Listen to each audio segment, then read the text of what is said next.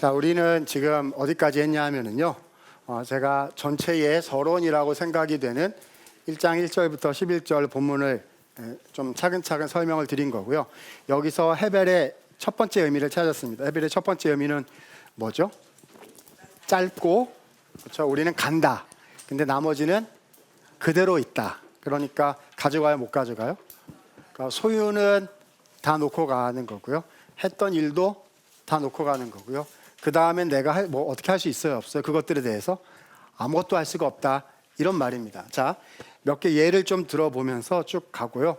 중요한 유명한 본문들 몇 개를 이렇게 좀 집어서 거기에 대한 설명을 좀 드리고 이렇게 가겠고요. 헤벨의 두 번째 의미는 결론 부분이 12장 가서 나옵니다. 그래서 여기를 향해서 가는데 중간에 몇 가지 좀 체크할 것들이 있는 것 같습니다. 자, 12절부터 자, 본론부터 다시 들어가서 보십니다. 나 전도자는 해서 여기부터는 전도자가 관찰한 내용들이 나옵니다. 그래서 보았다, 연구했다 이런 말들이 계속 나타나게 됩니다. 그러니까 전도자인 거니까 모아서 가르치는 거죠. 나 전도자는 예루살렘에서 왕이 되어 마음을 다하여 지혜를 써서 모든 일을 연구하여 살폈다. 이제 이게 계속 나오는 용어입니다. 자, 그래서 하나님이 인생들에게 주사 수고하게 하려는 것이라. 자, 14절 체크하십니다. 내가 해 아래 생하는 모든 일을 보았노라. 자, 모두 다 모든 일이 어떻다고요? 다 헛되다. 이게 헤벨이라는 거죠. 뭐죠? 빨리 간다는 말이에요. 자, 밑줄 칩니다. 그래서 어떻다고요? 바람을 잡으려는 것이다. 자, 이 바람이 원어로 뭘까요? 루아흐예요. 루아흐. 그렇죠? 자, 그러면 바람을 잡으려는 게 뭐죠? 우리말로 이게 바람을 잡는다 이렇게 번역을 해놨기 때문에 바람 잡혀요, 안 잡혀요? 안 잡히잖아요. 그러니까 이걸 모두 생각하는 거죠.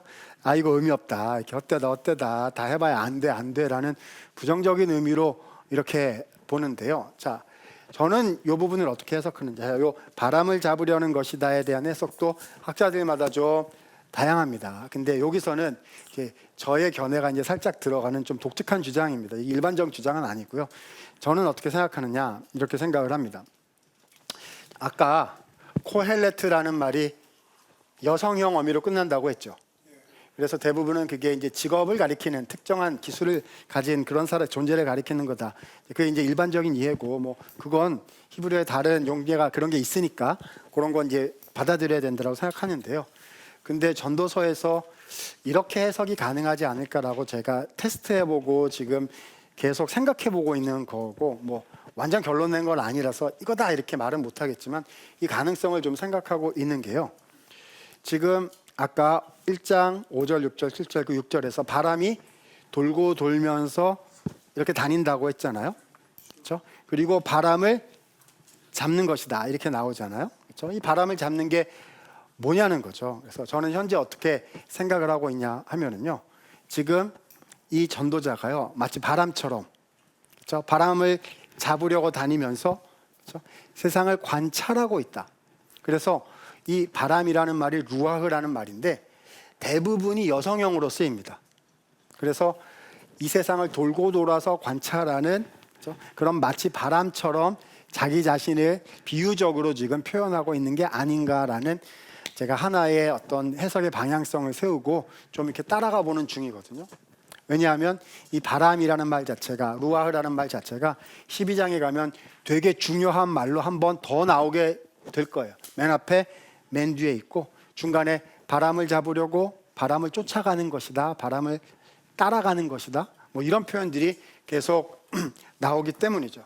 그러니까 여러분, 자연 만물 이 루아흐 바람은요 바뀌어요 아니면은 가요? 아니 그 말이군요. 그대로 있어요, 가요? 그대로 있는 거잖아요. 그렇죠? 그러니까 따라가려고 바람 따라가려고 이렇게 하는데 모든 걸 보니까 어떻다고요? 이 만물은 그대로 있는데 누구만 가요? 나만 간다라는 거를 확인해가는 과정으로 바람을 잡으려는 것이다라는 말을 전도자가 하고 있다라고 저는 현재 그렇게 이해하고 있다는 거. 이건 제 견해고요. 다른 전도사학자들은 다른 식으로 설명할 수도 있을 겁니다. 아무튼 그래가지고 짧아가지고 다 모든 일을 봤는데 모두 다 그렇죠? 다 짧고 그래서 바람처럼 된다. 이제 이렇게 지금 이해를 하고 있는 그런 부분이죠. 자, 그래서 예를 들어보면 그 다음으로 한번 가봅니다. 2장 한번 가볼까요? 나는 내 마음에 이르기를 자 내가 시험을 삼아 너를 즐겁게 하리니 너는 낙을 누리라 하였으나 보라 이것도 어떻다고요? 헛되다는 거죠. 그래서 모든 것을 내가 다 놓고 가야 되는 것이기 때문에 그렇다는 겁니다. 뭐 4절부터 유명한 얘기 나옵니다. 사업을 크게 해봤고 집을 짓고 포도원을 일궜고 동산과 거는 근데 이게 다 뭐죠? 헛되다고요. 왜죠? 두고 가야 하기 때문이라는 사실을 깨달았다는 겁니다. 그래서 11절 자 10절 보시죠. 무엇이든지 내 눈이 원하는 것을 내가 금하지 아니하였으면 내 마음이 즐거워하는 것을 막지 아니하였으니 나의 모든 수고를 내 마음이 기뻐하였습니다. 이것이 나의 모든 수고로 말미암아 얻은 자 표시하시죠. 몫이로다. 이 전도서에 많이 나오는 단어 뭐죠? 몫이라는 겁니다. 이 몫이라는 단어를 어떻게 이해해야 되는 거지요? 하나님이 나에게 주신 분복인데요. 그래서 누려야 되는 건데 이걸 내가 소유하는 거예요? 아니면 놓고 가는 거예요? 몫이라는 말은 놓고 가는데 잠깐 준 거다. 이런 말인 거죠. 어떤 개념으로요? 헛되다라는 개념 안에서 나오는 말이 몫이라는 그런 뜻인 겁니다. 그러니까 즐겨야 되고요. 다만 놓고 가는 거를 당장 언제라도 내가 놔야 하는 것임을 기억하십시오. 그러니까 기뻐하고 즐기세요. 뭐 이런 뜻으로 쓰이는 말이 몫이다 이렇게 표현하게 되는 그런 부분입니다. 자 다시 내려가서요. 뭐 다 볼 수는 없겠고요. 자 24절 다시 한번 가보도록 하시죠. 사람이 먹고 마시며 수고하는 것보다 마음을 더 기뻐하는 것은 없나니 하나님의 손에서 나온 자 즐기고 누리세요. 자 근데 26절 기뻐하시는 자에게는 지혜와 지식과 희락을 주시 뭐 즐겨라라는 얘기죠. 죄인에게는 노고를 주시고 기뻐하는 자에게 주게 하시지만 이것도 어떻다고요? 다 헛되다. 놓고 가는 것입니다. 그렇죠? 그래서 바람을 잡으려는 것입니다. 뭐 어떻게 해석하든지 간에 그렇게 보게 됩니다. 자, 3장 한번 가보죠. 예, 네.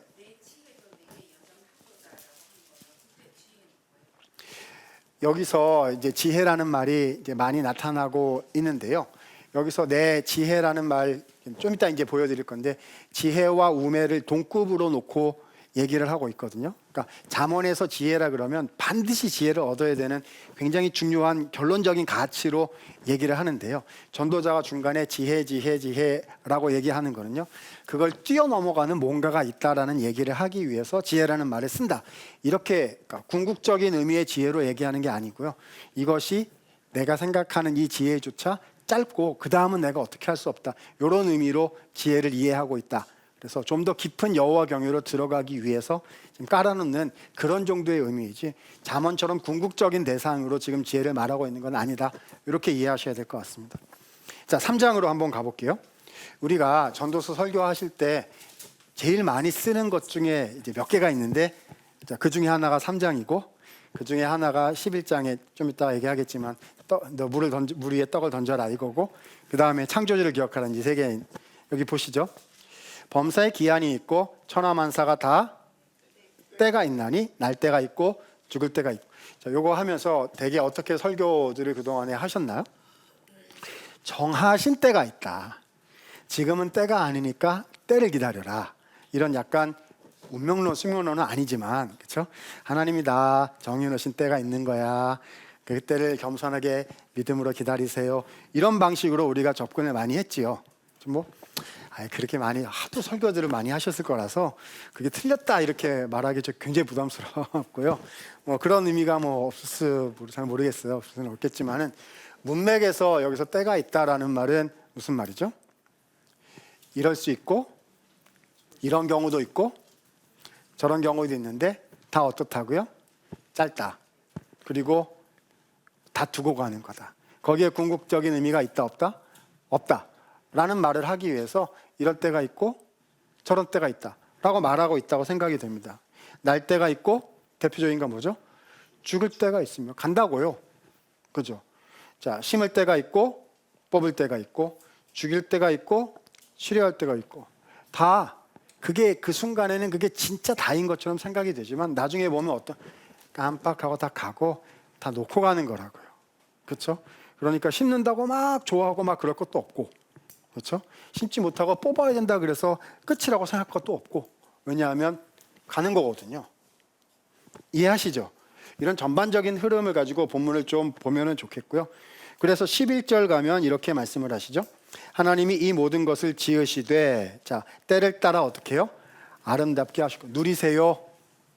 그렇지만 이게 끝이 아니고 뭐죠? 사람들에게 자, 무엇을 사모하는 마음? 영원을 사모하는 마음을 주셨습니다. 이게 원문을 직역하면요, 그들의 마음에 영원을 주셨다예요. 그들의 마음에다가 영원을 주셨다. 이거 무슨 말인 거죠? 이게 다가 아니라 진짜는 우리가 가는 건 따로 있다, 이런 말인 거죠. 따라오실 수 있으시죠? 그러니까 전도서는 굉장히 철학적이고 담론적인 이야기를 우리한테 해주고 있는 것입니다. 자, 쭉 내려가서요, 19절로 한번 가보실까요? 18절부터 19절. 가끔 질문하시는 경우들이 있는데, 자, 내가 내 마음속으로 이르기를 인생의 일에 대하여 하나님이 그들을 시험하시리니 자기가 짐승과 다름이 없는 줄을 깨닫게 하려 하심이라. 그래서 사람이 짐승과 다름이 없대요. 이게 굉장히 당황스러운 얘기인데요, 창세기에 보면 사람은 일반 동물들과 다르거든요. 왜냐하면 하나님의 형상과 모양으로 지으심을 받은 존재잖아요. 근데 전도자 갑자기 뭐라고 얘기하냐면 19절, 인생에 당하는 일을 짐승도 당하나니 다 동일한 호흡이 있어서 짐승이 죽음같이 사람도 죽는다. 그러니까 사람도 짐승이나 그게 그거다 이거예요. 흙으로 말미암았으므로 흙으로 돌아가려니 한 곳으로 가거니와 인생의 오는 위로 가고 짐승의 오는 땅으로 내려가는 줄을 누가 알랴. 이거 가지고 누가 와서 물어보셨어요. 동물에게도 영혼이 있군요. 그래가지고 이제 짐승 장례식 동물 요즘 있잖아요. 그래가지고 이 반려동물 뭐 이렇게 얘기하면서 반려동물 장례식을 진행해야 되는지, 짐승에게도 영혼이 있어서 땅으로 내려가는 온갖 막 이야기를 하시는데, 이거 사실상 문맥에서 하고 싶은 얘기는 뭐죠? 사람도 죽고 짐승도 죽고, 그러니까 끝이 있는 거다, 이런 얘기를 지금 하고 있는 것입니다. 대신 달라요. 사람은 뭔가 다른 게 있는데 그게 뭔지는 이제 저 뒤에 나올 겁니다. 그래서 짐승과 사람이 존재적으로 같다 이런 말을 하는 게 아니고요, 이거는 뭐죠? 다 죽습니다. 우리 인생이 빨리 가니까 그게 짐승과 다를 바 무엇입니까? 이런 얘기로 이해를 하셔야지 동물도 영혼이 있다 뭐 이런 말을 문맥에서 하고 있는 것은 아닌 것 같아요. 그래서 22절에 이렇게 끝납니다. 자기 일에 즐거워하는 것보다 더 나은 것이 없음을 보았나니 이것이 그의 무엇이다? 몫이다 라고 이 단어를 계속해서 쓰고 있는 그런 부분인 거죠. 자, 뭐 시간상 다 말씀은 못 드리겠고요. 5장으로 가면 5장에서는 하나님 앞에서라는 말이 집중적으로 등장하기 시작하면서요, 그러니까 우리의 인생이 하나님 앞에 있는 것이다 라는 이야기들을 이제 많이 나오게 됩니다. 5장 1절, 너는 하나님의 집에 들어갈 때 발을 삼가라. 그래서 하나님 앞에서. 2절, 너는 하나님 앞에서 함부로 입을 열지 말며. 그러니까 1장, 2장, 3장 오면서 빨리 갑니다 라는 다양한 이야기들을 하다가, 그렇죠? 하나님 앞에서 생각해야 되고 하나님 앞에서 판단해야 된다. 4절에도 하나님께 서원하였거든 갚기를 더디하지 말라. 그렇죠? 서원한 것을 갚으라. 물론 서원한 거 갚으라는 말이기는 한데요, 문맥은 뭐라고요? 금방 가니까 하나님 앞에서 살아야 된다라는 이야기들 맥락 속에서 계속 말씀들이 나오는 것을 보시면은 될 것 같습니다. 자, 뭐 시간상 좀 지나가야 될 것 같고 12장 해야 돼가지고 7장으로 한번 가보시죠. 7장에 가면 지혜와 우매를 동급으로 놓고 얘기를 해가지고 우리를 좀 당황스럽게 만듭니다. 자, 몇 군데만 얘기를 해보죠. 7장 1절, 좋은 이름이 좋은 기름보다 낫고 죽는 날이 출생하는 날보다 나으며 초상집에 가는 것이 잔치집에 가는 것보다 나으니, 이렇게 되어 있습니다. 여러분, 목회적으로도 잔치집에는 안 가도 되지만 초상집에는 반드시 가야 되잖아요. 그렇죠? 이게 목회적인 것뿐만 아니라 인간의 예의고 이제 인생의 도리이기도 한데요. 그 말도 맞는 말인데, 근데 여기서는 그렇죠? 장례식장에 꼭 가라 이런 얘기는 아닌 것 같고요. 이게 무슨 얘기인 거죠? 태어나는 것보다 뭐가 더 중요하다고요? 죽음을 이해하고 있는 게 훨씬 더 중요한 거다. 죽는 줄 알고 태어나는 건 태어난 줄 알고 태어나는 게 없잖아요. 근데 죽는 줄 아는 거를, 그렇죠? 죽음에 대해서 생각하고 사는 게 중요한 거다라는 그런 이야기들을 하고 있는 그런 부분입니다. 자, 그래서 4절, 지혜자의 마음은 초상집에 있지만 우매자의 마음은 혼인집에 있다. 이렇게 되고 있습니다. 그렇죠?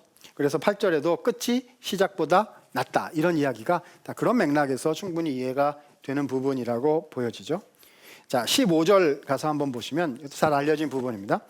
허무한 날을 사는 동안, 이게 헛된 날이죠.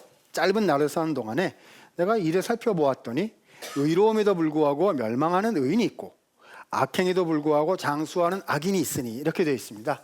자, 그러면 대부분의 성경에서 뭐라고 얘기하죠? 참고 여호와를 신뢰하고 믿음으로 버텨라 이렇게 나올 거예요. 근데 여기서는 뭐라고 되어 있냐면 16절 이 지나치게 의인이 되지 말라. 그렇죠? 지나치게 지혜자가 되지 말라. 어떻게 네가 스스로 멸망하고자 하느냐. 지나치게 악인이 되지도 말고 지나치게 우매한 자도 되지 말라. 어찌하여 기한 전에 죽으려 하느냐. 이렇게 되어 있습니다. 당황스러워요. 잠언만 공부한 사람이 이걸 읽으면요, 잠언에서는 모든 것을 맞춰서 지혜를 얻어라 이렇게 얘기해 놓고 여기 와서는 지나치게 지혜자가 되지 말라. 이게 지혜를 이상하게 얘기하고 있는 게 아니고요. 지금 뭐 얘기하는 거죠? 다 죽는다. 지혜자나 우매자나 다 죽으니까 내가 지혜자가 됐다고 해서 내가 영원하다고 생각하지 말아라 라는 굉장히 궁극적인 얘기를 지금 하고 있다라는 사실이죠. 그래서 18절 보면 뭐라고 말씀하냐면 너는 이것도 잡으며 저것에서도 손을 놓지 아니하는 것이 좋으니 하나님을 경외하는 자는 이 모든 일에서 벗어날 것입니다. 밑줄 치시고요. 이거는 번역을 잘못했어요.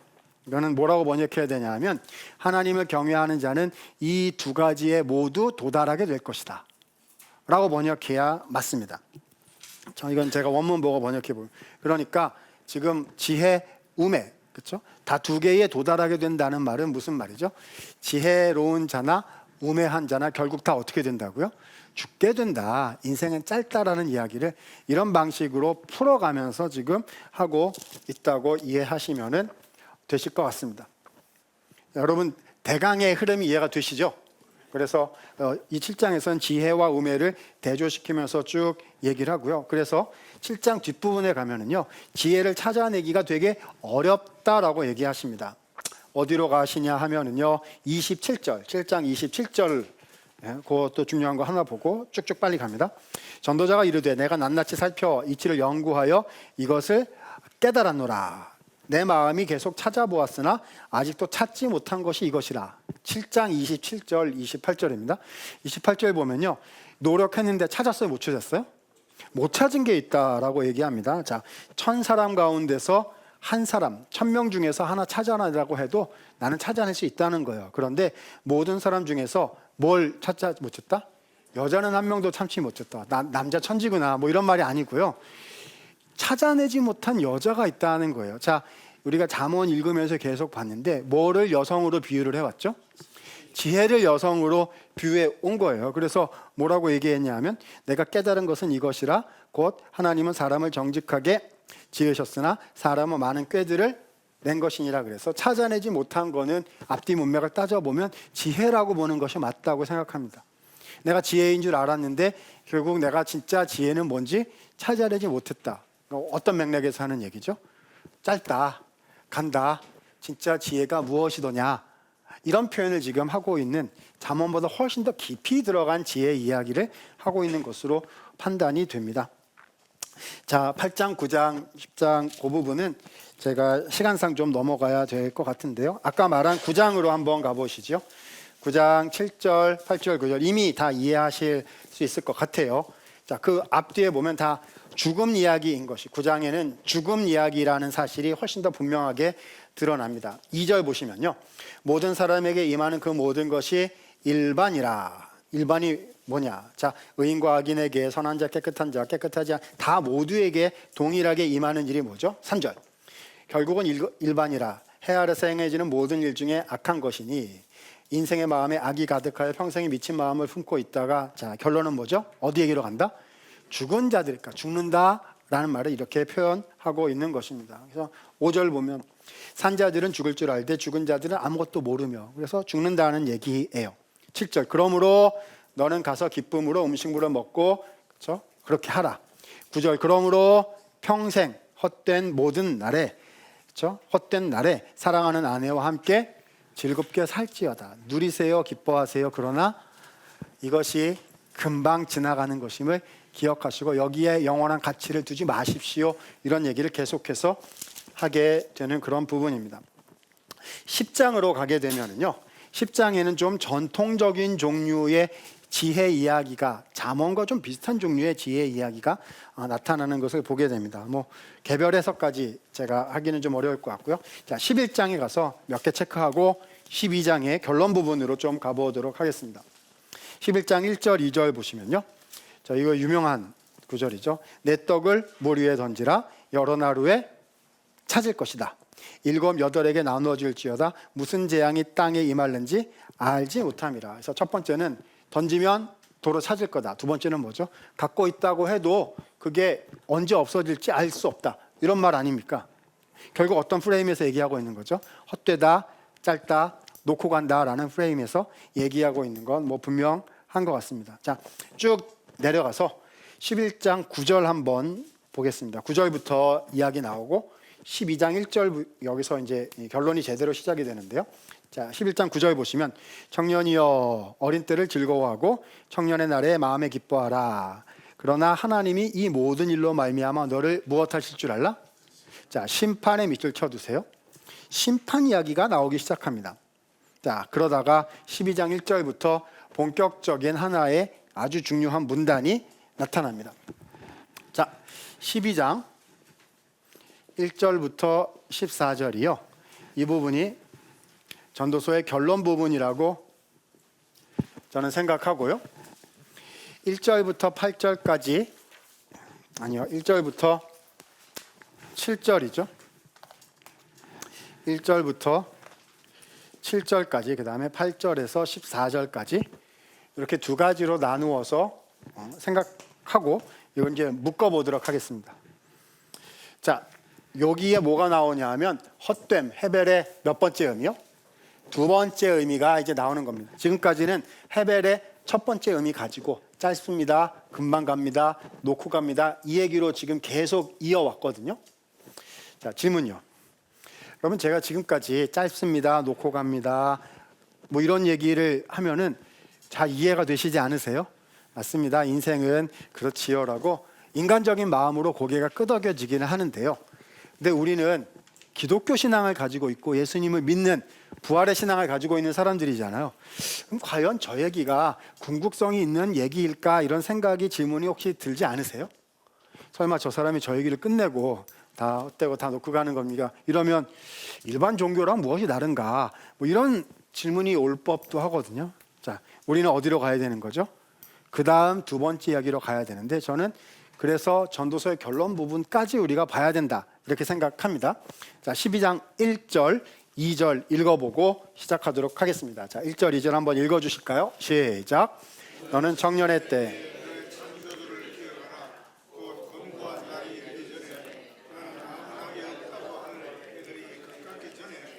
해와 빛과 달과 별들이 어둡기 전에, 비 뒤에 구름이 다시 일어나기 전에.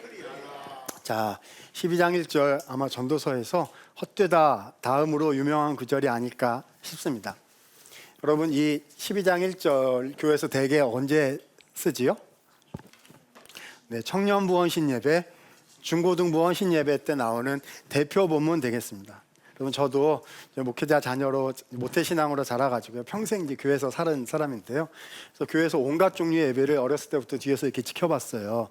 항상 교회 예배 시간에 있는, 이 교회에 있는 게 제일 편한 사람 중에 한 사람인데요. 근데 제가 관찰을 해봤, 제 전도자 아니지만 제가 이렇게 관찰을 해봤는데요.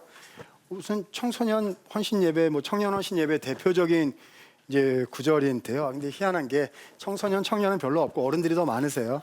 임원들 나와서 특송하고 뭐 이렇게 하고 나머지는 다 어른들인데, 근데 이제 나이 많으신 이제 할아버지 목사님이나 그게 연배가 많으신 분이 나오셔가지고 청년의 때에 창조주를 기억하라 이렇게 말씀하시면 어떤 현상이 제가 봤냐 하면은요, 40대 이상의 장년들께서는 청년의 때에 창조주를 기억하라 하면 그때부터 귀를 닫습니다.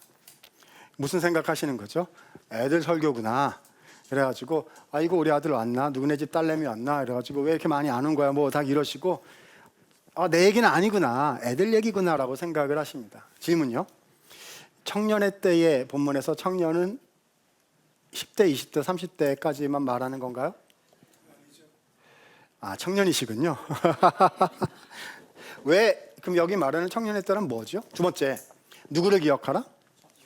창조주를 기억하라고 했는데 왜 하필이면 창조주라고 얘기하셨어요? 물론 창조주가 중요하죠. 창조주는 말 중요한데 구속주를 기억하라, 예수님을 기억하라, 성삼위 하나님을 기억하라, 성령님을 기억하라, 뭐 다 좋은데 하필이면 무슨 단어를 골랐어요? 창조주라는 말을 본문에서 왜 골랐냐라는 겁니다. 그렇죠? 자, 문맥에서 봐야 됩니다. 자, 다시 1절 보시죠. 청년의 때란 언제냐 하면, 자, 중간에 보면 곤고한 날이 이르기 전까지가 다 청년의 때예요. 곤고한 날은 어떤 날이죠? 아무 낙이 없다고 할 해가 아무 낙이 없다라고 말하는 때가 되면 그때부터는 청년이 아니라는 거예요. 이게 갱년기 말하는 게 아니고요. 그렇죠? 자, 그러면 공고한 날 아무 낙이 없다고 할 해가 언제냐? 그것을 2절부터 7절이 설명합니다. 그죠? 자, 한번 보시면요. 자, 그 곤고한 날이 언제냐? 2절. 해와 빛과 달과 별들이 어두워지는 날이 곤고한 날이고요. 그 전까지는 다 청년이에요. 그다음 비 뒤에 구름이 다시 일어나는 날이 곤고한 날이고 그 전까지는 청년이라고요. 자, 그러면 해와 빛과 달과 별들이 어두워지는 날은 무슨 날이냐? 종말의 날인데요. 자, 두 가지 해석이 있습니다. 첫 번째는 우주적 종말이에요. 그러니까 쉽게 말하면 예수님 다시 오시고 마지막 날 뭐 이런 개념이죠. 그때는 해달 별이 빛을 잃고 막 이렇게 될 거니까 우주적 종말이라고라는 해석이 하나 있고요. 두 번째는 개인적 종말의 날이다라는 해석이 있습니다. 여러분, 개인적 종말은 무슨 날이죠? 전도서의 주제인 개인 죽음을 가리키는 말이거든요. 두 가지 해석이 다 일리가 있다라고 보고요. 그렇죠? 그래서 2절부터 7절을 두 가지 라인으로 다 해석할 수 있습니다. 그래서 우주적 종말로 보면 2절부터 7절을 전쟁의 날로 해석할 수 있어요. 그래서 하나님의 심판의 전쟁이, 하나님의 군대와 주님의 심판이 쭉 치고 들어와서 다 죽이는 날, 이렇게 해석할 수 있고요. 근데 저는 이제 설명의 편의상 개인적 종말로 해서 간단하게만 설명을 한번 드려보도록 하겠습니다. 자, 그래서 3절부터 7절을요, 육신의 노화 과정, 그래서 죽음에 이르기까지 노화해가는 과정으로 보는 해석이 있습니다. 자, 3절. 그날이 되면 집을 지키는 자들이 떤다. 이거 뭐죠? 몸이 떨린다고요. 힘이 없어져가지고 몸을 이제 가누지 못한다는 거죠. 힘 있는 자들이 구부러진다는 거는 뭐죠? 허리가 이렇게 굽었다는 거잖아요. 예전에 교회 어르신들이 이렇게, 요즘은 칼슘도 많이 드시고 괜찮으신데 옛날엔 이렇게 하고 막 다니셨잖아요. 그죠? 그 다음에 맷돌질하는 자들이 적음으로 그칠 것이다. 맷돌질 뭐죠? 이빨이 없어진다는 거예요. 요즘은 이빨들 좋으세요. 뭐 임플란트 하셔가지고요. 자, 창들로 내다보는 자가 눈이 어두워진다라는 얘기고요. 자, 뭐 다 여러 가지 해석할 수 있는데요. 5절 가서 보시면 살구나무가 꽃이 필 것이며, 그래서 머리가 휘어진다라고 해석하기도 하고요. 그렇죠? 자, 중요한 말은 5절에 정욕이 그치리니 이는 사람이 자기의 영원한 집으로 돌아간다라고 번역했는데 간다예요. 간다. 원문에 보면 간다. 간다라는 말은 무슨 뜻이라고 했죠? 죽는다. 자기의 영원한 집으로 간다. 죽는다라는 말입니다. 조문객들이 거리로 왕래하게 됨이니라. 아하. 그러니까 본문이 말하는 공고한 날은 어떤 날이죠? 죽는 날을 가리키는 것이고요. 청년의 때라는 말은 죽기 전에 인생 전체를 가리키는 말인 거죠. 당신의 인생 전체를 통하여 창조주를 기억하십시오. 이런 말이거든요. 좋으셔요, 여러분. 청년이세요, 다. 청년이세요. 그죠? 자, 그러면 왜 창조주라는 말을 썼느냐는 겁니다. 자, 6절. 은줄이 풀리고 금그릇이 깨지고 항아리가 생겨서 깨지고 바퀴가 우물에서 깨지고, 이거는 바퀴가 깨지는 정도 얘기하는 게 아니라 이거 뭐죠? 죽어서 우리의 육신이 분해되고 없어지는 것을 비유적으로 이렇게 표현했다라고 이해할 수 있겠죠. 자, 7절 중요 표시하십니다. 7절 중요 표시. 그래서 어떻게 되느냐? 육신이 깨져가지고 어떻게 되느냐? 어떻게 되죠? 자, 흙은 7절 읽어봅니다. 시작. 흙은 여전히 땅으로 돌아가고 돌아가다 밑줄 쭉쭉 치십시오. 자, 그때 돌아가다라는 말이 뭘까요? 슈브입니다. 와, 이상한데요? 슈브라는 말이 아까 어디에 나왔었죠? 1장에서요. 무엇 말할 때 나왔었죠? 자연 만물이 자기 곳으로 돌아가서 순환한다고 말할 때 돌아간다, 자기 곳으로 슈브한다라는 말을 썼어요. 변한다, 변하지 않는다? 변하지 않는다라는 것들을 표현할 때 슈브라는 말을 썼거든요. 사람은 슈브하는 거예요? 아니면 그냥 가는 거예요? 그냥 간다, 이렇게. 그러니까 깜빡하면 간다, 이렇게 계속 얘기해 놓고요. 그래서 지금까지 와서 11장까지 12장까지 왔는데 맨 결론에 오더니 뭐라고 얘기하냐 하면 사람도 돌아가는 곳이 있다. 그냥 일직선으로 가는 건데 사람도 그게 돌아가는 거래요. 그렇죠? 나온 곳으로 자기 곳으로 돌아가는 거죠. 그럼 어디로 돌아가느냐? 근데 두 가지로 나눠서 설명을 하고 있습니다. 첫 번째, 자, 흙은 어디로 돌아가요? 땅으로 돌아간다. 흙은 뭐죠? 우리 육신 얘기하는 거죠. 왜죠? 땅이 우리 육신이 나온 곳이에요. 흙으로 만드셨으니까. 그죠? 물론 예수님 믿으니까 우리가 나중에 생명의 부활로 석지 않은 부활로 나올 것인데요. 지금 그거까지 얘기하고 있는 게 아니라 죽는 순간에 벌어지는 그 현상을 지금 얘기하고 있는 거니까 흙은 땅으로 간다. 자, 근데 그럼 남는 게 있어요. 뭐죠? 영은 영 네모꽝하시죠. 자, 이 단어가 뭘까요? 루아흐. 루아흐요. 자, 루아흐가 슈브한다. 1장 6절에서 나왔었어요. 1장 6절에 바람은 돌고 돌아 자기 곳으로 돌아가고 안변한다 이렇게 했거든요. 그런데 사람의 루아흐는요, 돌아가는 슈브와는 다른 곳이 있어요. 자, 여기서 사람의 루아흐는 바람입니까? 영입니까? 영을 말하는 거죠. 흙이 아닌 육신이 아닌 우리의 루아흐가 있는데 그것은 자기 곳으로 나온 곳으로, 그렇죠? 출발했던 그곳으로 다시 돌아간다는 거. 이게 순환하는 게 아니고 일직선으로 가는 건데 그게 돌아간다라는 거거든요. 자, 어디로 돌아가는 거죠? 그것은 뭐냐면 영을 말하는 거고요. 주신 밑줄 치시고 만드신입니다. 만들다라는 동사예요. 그것을 만드신 하나님께로 돌아가는 거다. 아하, 그러니까 누구를 기억하라고 하는 거죠? 창조주를 기억하라고 하는 겁니다. 그렇게 해놓고 8절에 헛되고 헛되니 모든 것이 헛되도다 하신 거죠. 자, 헛됨의 두 번째 의미는 뭐인 거죠? 우리도 돌아간다. 이해하시죠? 첫 번째는 눈 깜빡하면 가고 없다였어요. 가고 없는 걸 기억하세요였는데 두 번째, 헤벨의 두 번째는 뭐죠? 깜빡하면 돌아가는 겁니다. 이게 헤벨의 두 번째 의미입니다. 그러면 돌아가서 뭘 하느냐? 그 다음 이야기입니다. 자, 중간은 읽어보시고요. 13절, 14절. 자, 시간상 13절, 14절 결론 갑니다. 13절, 14절 읽습니다. 시작. 일의 결국을 다 들었으니 하나님을 경외하고 그의 명령들을 지킬지어다. 이것이 모든 사람의 본분이니라. 하나님은 모든 행위와 모든 은밀하게 선악간에 13절 자 보시죠. 일의 결국을 다 들었으니 하나님을 경외하고 율법에 순종하라. 이것이 모든 사람의 본분이라고 번역되어 있는데요. 원문 보면 모든 거다라는 말이에요. 다다. 인생이 뭐냐? 하나님 말씀 순종하는 거다. 왜죠? 14절 보면 심판이 있기 때문이다라고 끝납니다. 자, 뭐 하시는 거죠? 모든 행위와 모든 은밀한 일을 선악간에 무엇 하신다? 심판하신다. 그럼 정리해 봅니다. 헤벨의 두 번째 의미는 뭐냐 하면요, 깜빡하면 나를 만드신 분께로 가는 것인데 그분이 거기서 뭐 하신다? 은밀한 것까지 다 심판하신다. 쉬운 말로 바꿔볼까요? 곰방 가는데, 깜빡하면 가는데요, 다 들고 간다 입니다. 아까는 놓고 간다며요. 뭘 놓고 가는 거죠? 했던 일, 물건, 소유, 내가 했던 거 누리고 뭐 이랬던 거는 다 소유는 놓고 가는데요, 뭐는 가지고 가는 거죠? 인생의 의미, 내가 무엇을 했는지는 싹 다 들고 갑니다. 언제요?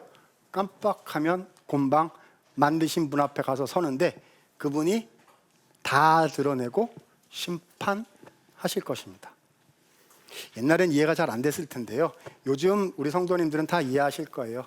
하나님의 CCTV가 만물 가운데 가득하도다. 그래서 당신이 태어나는 그 순간부터 죽는 순간까지 모든 것을 녹화해 놓고 딱 가면 어떻게 하시는 거죠? 지금 왔느냐? 틀어라. 그러면 쫙. 그럼 어떻게 되겠죠? 우리 모두가 아이고 그냥 지옥으로 가겠습니다. 이제 이렇게. 왜냐하면 다 보여질 거거든요. 아무리 훌륭해 보이는 사람도 그 마음의 의도까지 싹 다 하나님이 찍어 놓으셨을 건데 거룩하신 하나님 앞에서 이게 감당이 되겠냐는 말이죠. 여러분, 제가 신앙적인 의미로 끝낼 거긴 하니까 신앙적인 의미 빼고 좀 인간적인 의미로 만약에 생각을 한다면요, 여러분, 헤벨의 첫 번째 의미가 좋으세요? 두 번째 의미가 좋으세요? 잘 몰라요.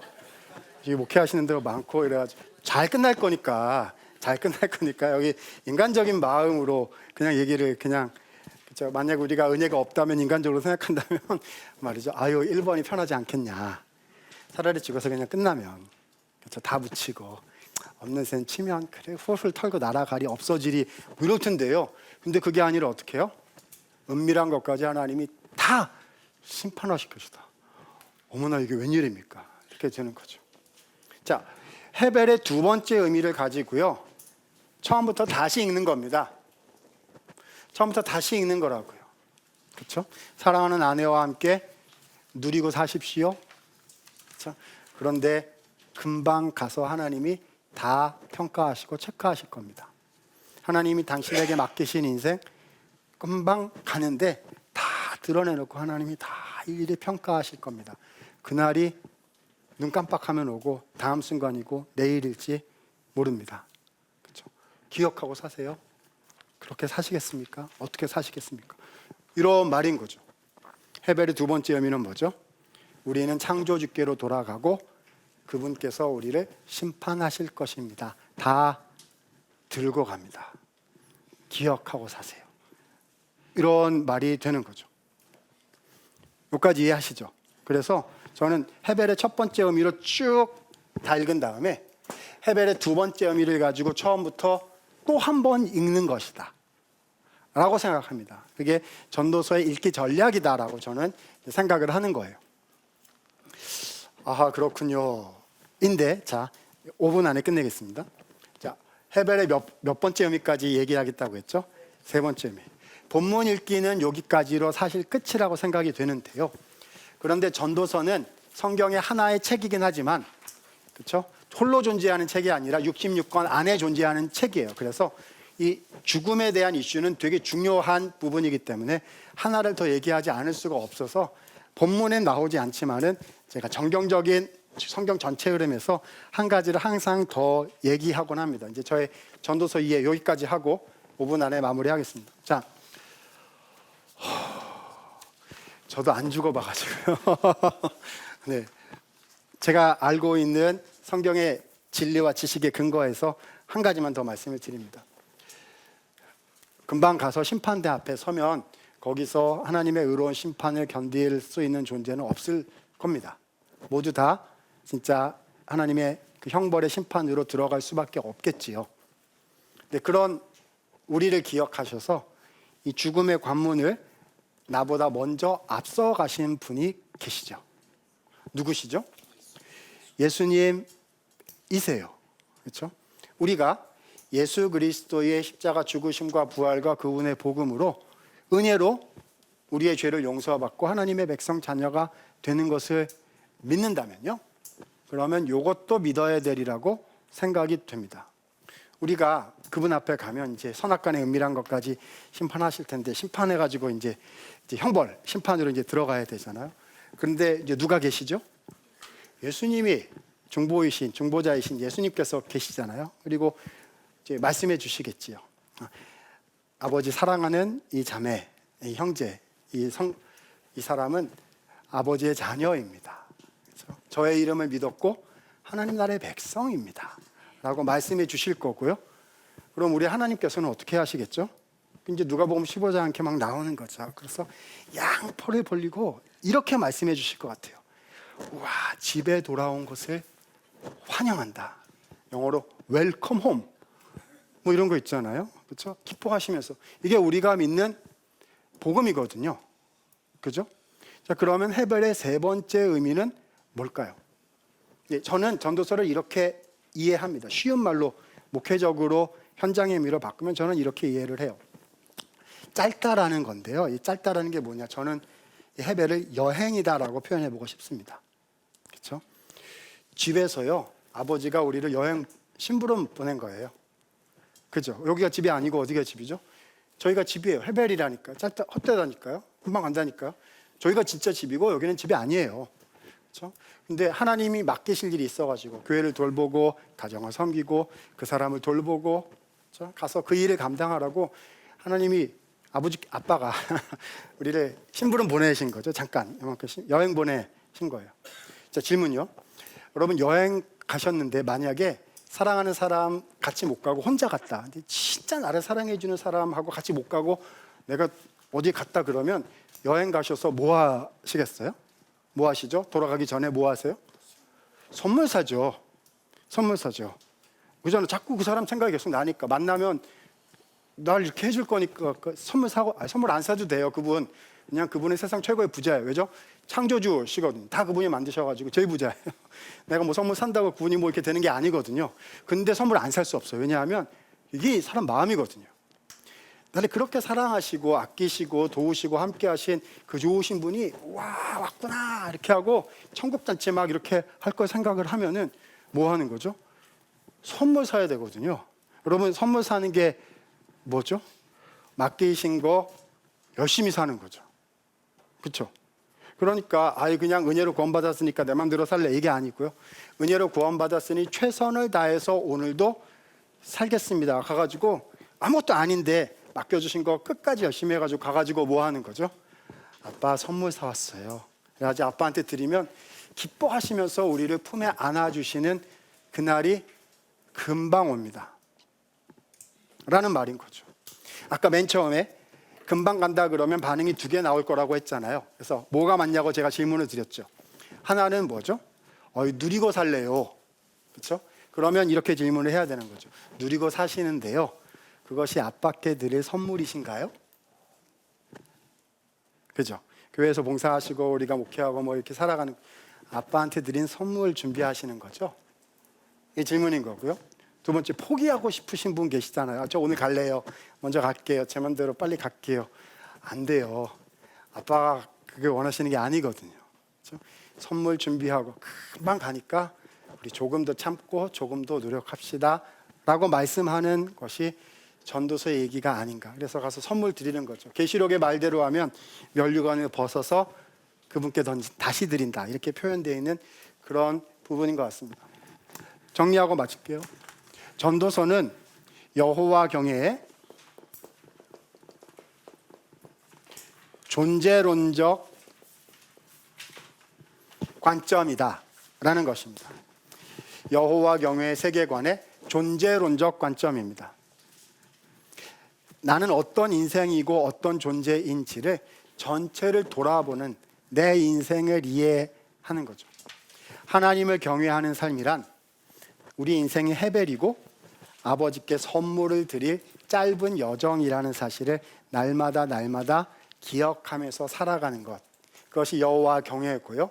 그것이 참 지혜다라고 전도서는 우리에게 이야기해주고 있습니다. 뭐 제가 Q&A 한다고 했는데요. 강의 실력이 없어서 시간을 오버해서 뭐 Q&A를 따로 받지는 못하겠고요. 궁금한 점이 있으시면 강의 끝나고 개인적으로 좀 더 질문을 받도록 하겠습니다. 그래도 되겠지요? 네, 그래서 오늘 전도서 말씀대로 선물로서의 삶을 살아가는 우리 모두가 되었으면 좋겠습니다. 감사합니다. 네.